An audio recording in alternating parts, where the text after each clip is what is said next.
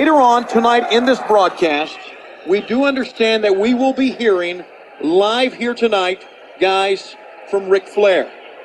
What's on his mind, we do not know. His condition, only he can tell us.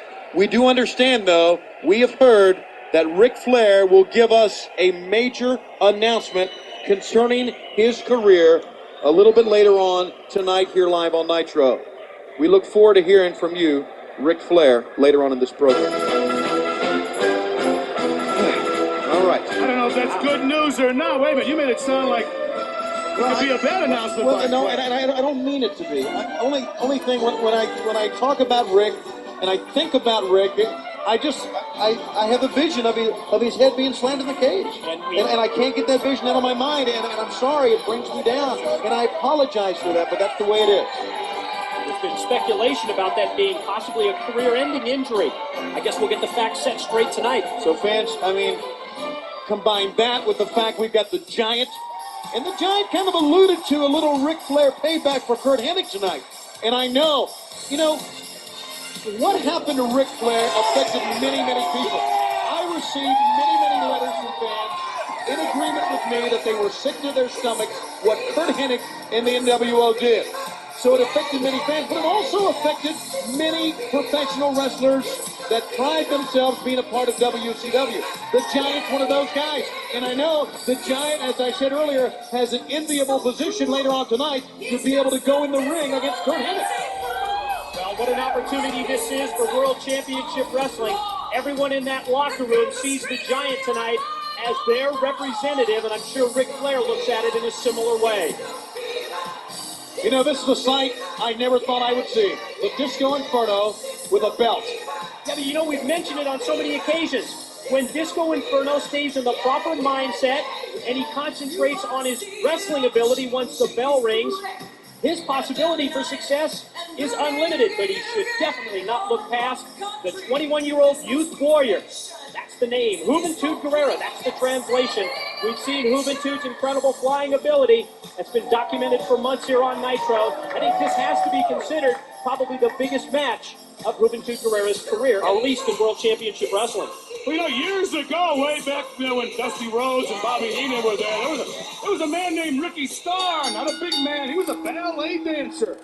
And when he combined his ballet movement with the mat techniques, he was one of the greatest wrestlers of his time.